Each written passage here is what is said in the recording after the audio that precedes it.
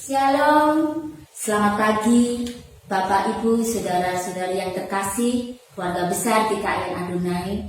Kita akan beribadah melalui online. Sebelum kita ibadah, kita akan berdoa terlebih dahulu. Tuhan Yesus, Tuhan yang baik, sungguh kami ucap syukur kepadamu ya Bapa. Di pagi hari ini Tuhan, Engkau masih memberikan kami nafas kehidupan. Sungguh besar Tuhan kasih-Mu atas kami ya Bapa. Biarlah melalui ibadah online ini Tuhan, kami mau tetap menyembah Engkau, kami mau tetap memuji Engkau. Terima kasih Tuhan Yesus, terima kasih. Hanya di dalam nama Tuhan Yesus, haleluya, amin. Mari kita angkat satu pujian untuk menyembah Tuhan. Tuhan mengerti, Tuhan peduli.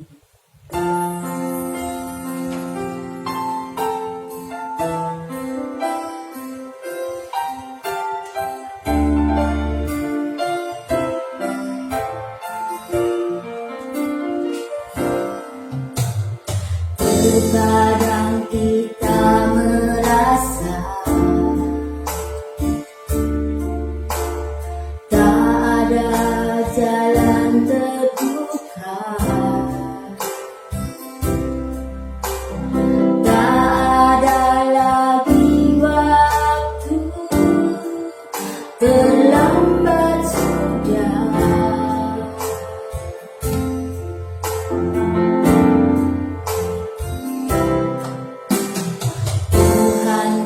Pernah berdusta, Dia selalu pegang janjinya. Bagi orang percaya, mujizat nyata.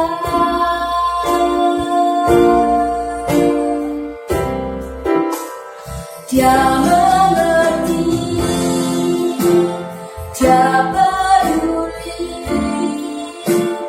persoalan yang sedang terjadi. Dia mengerti, Dia peduli persoalan yang kita alami. Namun satu hal yang minta agar kita percaya, sampai mujizat menjadi nyata.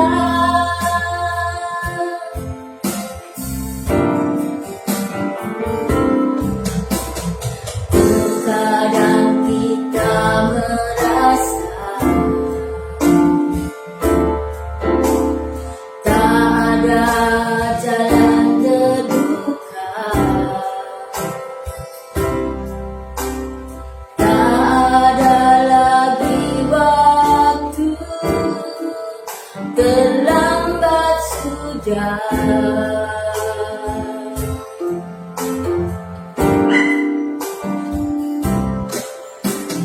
Tuhan tak pernah berdusta,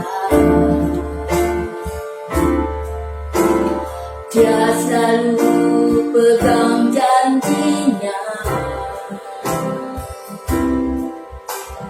Bagi orang percaya, mujizat nyata.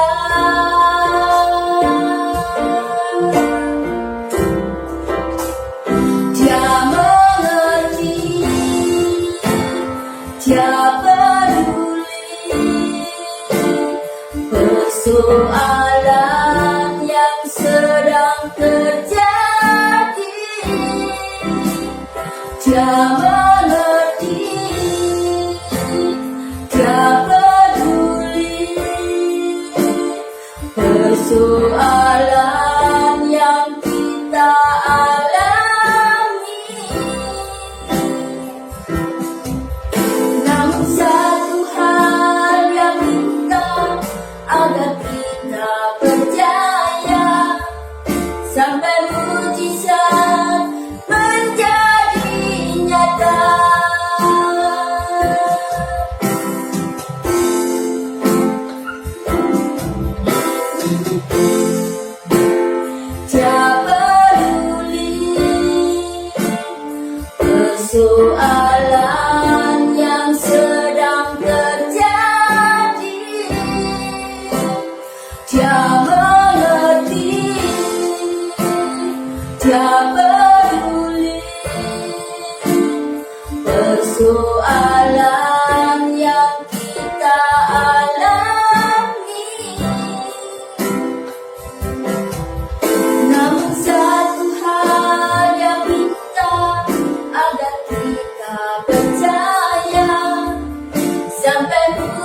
mujizat menjadi nyata,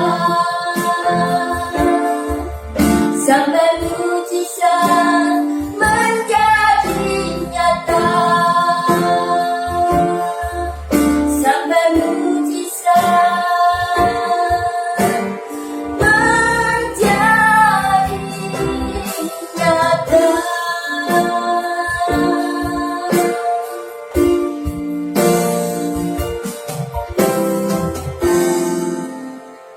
Tiba saatnya kita akan mendengarkan firman Tuhan, lagu dan mempersiapkan untuk firman Tuhan Pendeta Ibu Misi. Shalom Bapak Ibu, sebelum kita mendengarkan firman Tuhan, mari kita satu di dalam doa. Bapa kami yang ada di surga, di dalam nama Tuhan Yesus Kristus, Juru Selamat kami akan mendengarkan firman-Mu. Berikan kepada kami telinga yang tajam untuk bisa mendengar dengan baik. Berikan pikiran yang cerdas untuk bisa menangkap setiap pesan Tuhan. Berikan hati yang lembut supaya rela untuk dibentuk, dikoreksi oleh Tuhan. Urapi hamba-Mu yang menyampaikan dan kami semua yang mendengarkan. Di dalam nama Tuhan Yesus Kristus kami serahkan firman pada pagi hari ini. Haleluya. Amin. Pagi ini kita akan membahas tentang perumpamaan perjamuan kawin di dalam Injil Matius pasal 22 ayat 1 sampai ayat yang ke-14. Di dalam pembacaan Matius pasal 22 ayat 1 sampai 14 tentang kerajaan surga itu diumpamakan seperti seorang raja yang mengadakan perjamuan kawin anaknya. Kita bisa bayangkan Bapak Ibu, kalau perjamuan kawin yang mengadakan raja pasti meriah, mewah, melimpah jamuannya, ya. Jadi kerajaan surga itu digambarkan seorang raja yang sedang mengadakan perjamuan kawin. Nah, raja ini gambaran tentang Tuhan yang mengadakan perjamuan, pesta perjamuan. Dan kemudian raja ini menyebar undangan, ya. Undangan yang disebar itu banyak Bapak Ibu. Undangan yang disebar itu ternyata tidak ada yang merespon, tidak ada yang datang. Lalu apa yang dilakukan raja ketika para undangan belum ada yang merespon, belum ada yang datang? Maka yang dilakukan oleh raja itu di ayat yang ketiga, mari kita akan baca. Ia menyuruh hamba-hambanya memanggil orang-orang yang telah diundang ke perjamuan kawin itu, tetapi orang-orang itu tidak mau datang. Jadi para hamba-hambanya raja itu disuruh untuk memanggil para undangan itu, tetapi mereka tidak mau datang. Ya, itu yang pertama, ya. Jadi sangat memprihatinkan, sudah diundang bahkan dijemput sama hamba-hambanya raja ini tidak mau datang. Ini gambaran tentang orang-orang yang sudah pernah mendengar Injil Tuhan, tetapi dia menolak, ya, menolak Yesus Kristus, ya. Itu yang pertama. Tetapi raja ini tidak menyerah, ya. Kemudian hamba-hambanya disuruh untuk memberitahu bahwa pesta akan dimulai. Mari kita akan baca di ayat keempat. Ia menyuruh pula hamba-hamba lain pesannya, katakanlah kepada orang-orang yang diundang itu, sesungguhnya hidangan telah kusediakan, lembu-lembu jantan dan ternak piaraanku telah disembelih, semuanya telah tersedia, datanglah ke perjamuan kawin ini. Jadi raja ini tidak menyerah Bapak Ibu. Ketika orang-orang tidak datang, kemudian dijemputi, ya, ayo datang ke pesta ini sudah siapkan, tidak mau datang. Kemudian nyuruh lagi hambanya. Kemudian mereka juga disuruh, ini loh sudah siap perjamuannya, ya. Bahkan di sana disembelihkan ternak piaraan, ya. Kemudian perjamuannya sudah siap semuanya. Lalu apa respon dari orang-orang yang diundang itu?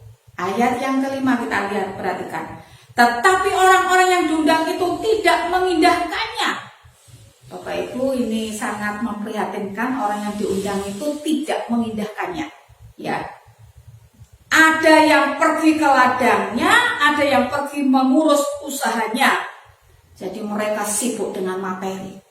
Ya, ini gambaran orang yang sudah mendengarkan Injil Tuhan, tetapi mereka hanya disibukkan dengan masalah-masalah materi, masalah-masalah duniawi, sehingga mereka tidak lagi punya kerinduan untuk datang kepada Tuhan. Bagi mereka, materi, uang itu nomor satu. Sehingga ketika Tuhan mengundang untuk masuk di acara perjamuan, mereka pergi untuk mencari uang. Bahkan mereka katakan ada yang pergi ke ladang, pergi mengurus usahanya. Ya. Kemudian yang kedua, ya, mereka itu punya alasan, ya. Mereka di ayat yang ke-6 itu, ya, bahkan ada yang menangkap hamba-hambanya, menyiksa dan membunuh. Ya.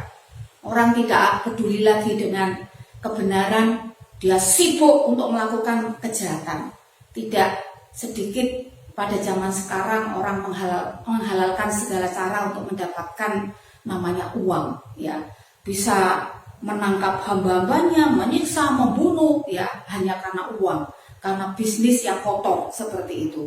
Dan ini dilakukan oleh orang-orang yang tidak takut akan Tuhan. Bapak Ibu yang dikasih oleh Tuhan, ya,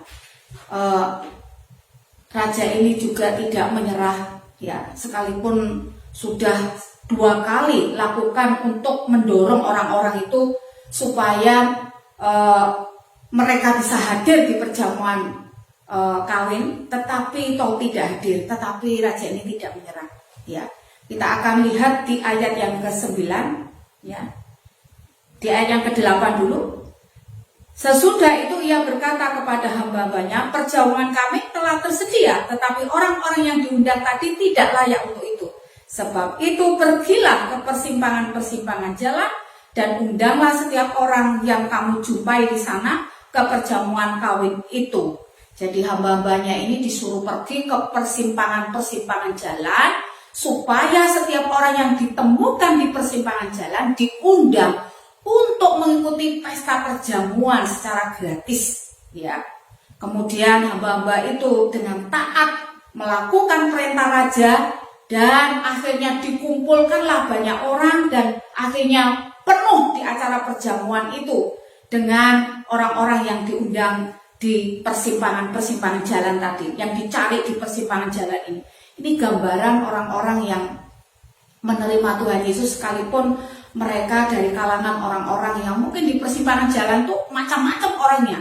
Ada yang orang berpendidikan, ada orang yang mungkin kurang berpendidikan, ada orang yang status sosialnya tinggi, ada yang mungkin status sosialnya tidak tinggi, mungkin mereka ada orang yang punya kekayaan atau mungkin mereka tidak punya kekayaan, karena di persimpangan jalan itu banyak orang di sana dan orang-orang itu merespon, ya, dan akhirnya mereka hadir, ya. Dan ketika pesta dimulai dan penuh dengan orang-orang yang hadir, raja senang gitu, ya. Tetapi Bapak Ibu yang dikasih oleh Tuhan, ya, raja ini memperhatikan satu persatu mereka yang hadir dalam perjamuan kawin. Mereka diperhatikan satu persatu. Dan kemudian raja itu melihat sosok, ya, satu sosok, seseorang yang menurut pemandangan raja ini kurang pantas, ya. Mari kita akan melihat di ayat yang ke-12. Ayat 11 dan 12. Ketika raja itu masuk untuk bertemu dengan tamu-tamu itu, ia melihat seorang yang tidak berpakaian pesta. Ia berkata kepadanya, "Hai saudara, bagaimana engkau masuk kemari dengan tidak mengenakan pakaian pesta?" Tetapi orang itu diam saja. Bapak Ibu yang dikasih oleh Tuhan, ya. Jadi raja ini melihat satu orang tidak berpakaian pesta. Dan yang dilakukan oleh raja itu adalah, yang pertama adalah menegur. "Hai saudara, bagaimana mungkin kamu pergi ke pestaku ini? Ya, ke acara perjamuan kawin ini tidak memakai baju pesta." Ya. Kemudian yang kedua, yang apa yang dilakukan oleh raja itu? Ayat 13. Lalu kata raja itu kepada hamba-hambanya, "Ikatlah kaki dan tangannya dan campakkanlah orang itu ke dalam kegelapan yang paling gelap. Di sanalah akan terdapat ratap dan kertak gigi." Bapak Ibu yang dikasih oleh Tuhan, ini gambaran tentang orang yang hadir dalam perjamuan pesta itu, gambaran orang-orang yang merespon tentang firman Tuhan, tetapi hidup mereka tidak diperhatikan. Mereka hidup acak-acakan, sehingga hidupnya ini tidak layak di hadapan Tuhan. Pakaian pesta itu gambaran tentang pakaian, tentang keindahan, kesucian, kekudusan. Jadi ketika saya dan Bapak Ibu tidak berpakaian pesta, yang dimaksud pakaian pesta itu bukan pakaian yang seperti saya pakai ini Bapak Ibu, tetapi pakaian manusia batinia kita itu yang diutamakan oleh Tuhan. Dan ketika kita tidak memakai pakaian pesta, maka kita tidak layak untuk mengikuti perjamuan yang diadakan oleh Tuhan. Dan apa yang terjadi kalau hidup kita tidak berpakaian pesta? Kalau hidup rohani kita, manusia batini kita, tidak kita dandani menjadi manusia yang indah, yang mulia, yang agung, yang suci menurut pemandangan Allah, maka Allah katakan, ikat tangan dan kaki, campakkan dia ke dalam kegelapan yang paling gelap. Di sanalah akan terjadi ratap dan retak gigi. Ini gambaran tentang neraka, Bapak Ibu. Oleh sebab itu, mari pada pagi hari ini kita mulai melihat diri kita. Apakah hidup saya, manusia batinnya saya sudah dandani? Apakah saya lebih fokus kepada yang fana hari-hari ini? Atau saya mulai fokus dengan manusia batinia kita? Bapak Ibu, tidak ada hal yang terpenting dalam hidup kita ini, yaitu yang paling penting, yang harus kita rawat, kita dandani, yang harus menjadi prioritas dalam hidup kita adalah manusia batinia kita yang harus diperbaiki dari sehari ke sehari, supaya ketika Tuhan datang kedua kalinya atau ketika kita dipanggil, maka kita dipanggil dan tidak ditolak seperti perumpamaan di dalam pesta perjamuan nikah yang tidak pakai baju pesta ini. Dia dicampakkan di dalam api neraka. Dan Tuhan Yesus mengingatkan kepada kita di ayat 14, sebab banyak yang dipanggil tetapi sedikit yang dipilih. Banyak orang yang dipanggil untuk menjadi percaya, tetapi hanya sedikit yang dipilih. Hanya sedikit yang boleh memasuki pesta, dan yang lainnya akan dicampakkan. Lalu apa yang harus kita lakukan pada pagi hari ini supaya kita tidak dicampakkan? Mari kita akan mulai membenahi diri kita, manusia batinnya kita dandani, kita percantik supaya mempelai laki-laki kita, yaitu Kristus yang menjadi mempelai laki-laki, dan kita jemaat mempelai perempuan, dan kita bisa bertemu dengan Kristus di dalam perjamuan kawin yang indah di dalam kerajaan surga, dan kita boleh tersenyum oleh karena kita diperkenankan oleh Bapa di surga. Kiranya Tuhan Yesus memberkati kita pada pagi hari ini. Mari kita satu dalam doa. Tuhan Yesus yang baik, terima kasih untuk firman-Mu pada pagi hari ini, mengingatkan kepada kami bahwa kami harus mengenakan baju pesta supaya kami boleh berkenan mengikuti perjamuan yang Engkau adakan. Tuhan, tolonglah mulai hari ini supaya kami menilai hati kami masing-masing, supaya kami berbenah diri sehingga manusia batin kami percantik untuk hormat dan kemuliaan bagi nama Engkau. Meteraikan firman ini dalam roh hati kami supaya kami dikuatkan, dimampukan dalam menjelang kedatangan Tuhan, supaya kami boleh siap memakai baju pesta. Di dalam nama Yesus kami berdoa, haleluya, amin. Kita akan mengakhiri ibadah kita pagi hari ini. Kita mau angkat satu pujian, Lingkupiku.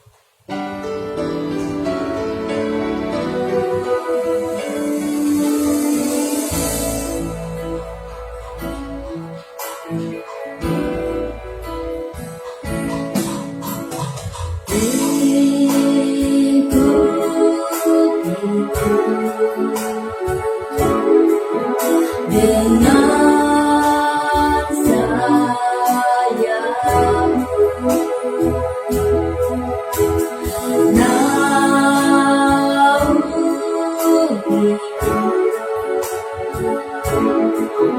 dengan kuasa-Mu.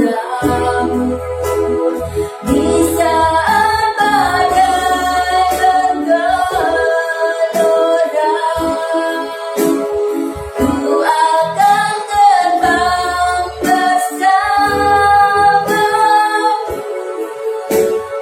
Bapa, Kau Raja atas semesta, ku tenang sebab Kau Allahku.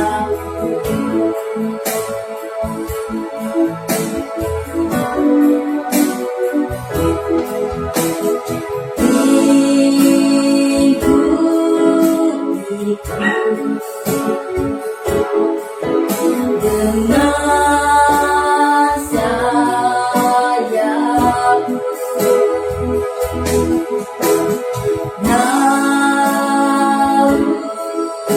naungiku, dengan kuasa-Mu. Di saat badai bergelora, ku akan terbang bersama. Bapa, Kau Raja atas semesta, ku tenang sebab Kau Allahku. Di saat badai bergelora, ku akan terbang bersama.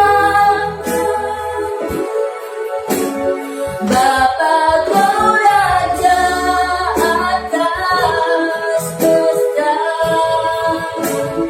ku tenang sebab Kau Allahku.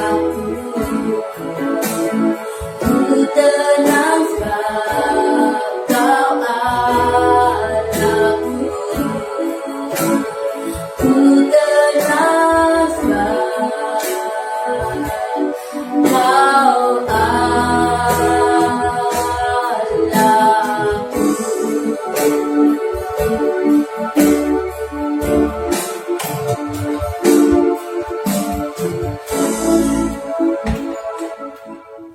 Bapak Ibu, kita akan menerima doa berkat. Mari kita satu di dalam doa. Bapa di sorga, kami berterima kasih karena Engkau sudah memimpin kami dalam ibadah online. Kami akan mengakhiri ibadah kami, namun sebelumnya akan mohon Tuhan akan memberkati kami. Berkati saudara-saudara kami yang sakit, Tuhan akan lawat, Tuhan sembuhkan. Berdoa untuk bangsa dan negara kami supaya Tuhan Engkau sejahterakan kota dan bangsa kami. Engkau akan berikan hikmat marifat kepada presiden dan wakil presiden kami. Dan Tuhan juga akan memberkati seluruh pekerjaan Tuhan di GKN Adonai supaya banyak jiwa-jiwa dimenangkan bagi Engkau ya Tuhan. Terima kasih Tuhan. Sebelum kami mengakhiri ibadah ini, kami mohon Tuhan berkenan untuk memberkati kami semua. Kiranya kasih karunia dan damai sejahtera yang melampaui segala akal dan pikiran kita, yang berasal dari Bapa, Putra, dan Roh Kudus, akan menaungi kita hari ini sampai Maranatha, kedatangan Tuhan Yesus yang kedua kalinya. Haleluya. Amin. Bapak Ibu, kita akan mendengarkan pengumuman. Yang pertama, bahwa minggu depan kita masih ibadah online. Yang kedua, untuk persembahan baik perpuluhan maupun persembahan yang lainnya bisa dikoordinasi dengan Ibu Catur. Demikian pengumuman yang bisa kami sampaikan. Kami mengucapkan selamat hari Minggu. Tuhan memberkati kita semua.